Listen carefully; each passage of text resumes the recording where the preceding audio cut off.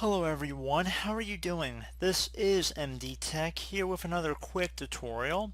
In today's tutorial I'm going to show you guys how to check your computer specs in Windows 10. So in this tutorial I'm going to show you guys how to check your computer specs in Windows 10. So this should hopefully be a pretty straightforward tutorial, and without further ado, let's jump right into it. So we're going to start by opening up the start menu just by left clicking on the start button one time. And now you want to left click on the little gear icon on the left side where if you hover over it, it says settings. You just want to left click on that one time.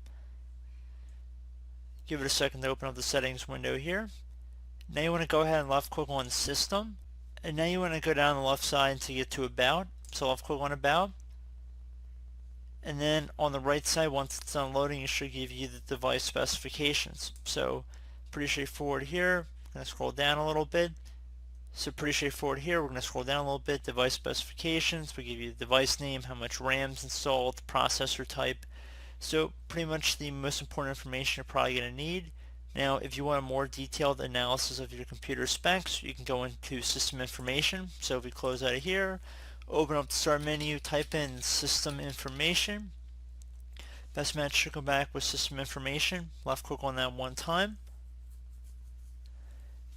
Now into system information here, you want to go ahead and just wait for it to load up.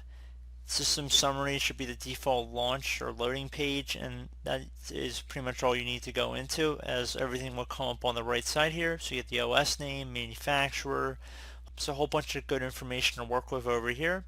So pretty straightforward. Wanted to give you guys an alternative way to get in here. So I do hope this brief tutorial was able to help you guys out. And as always, thank you for watching, and I do look forward to catching you all in the next tutorial. Goodbye.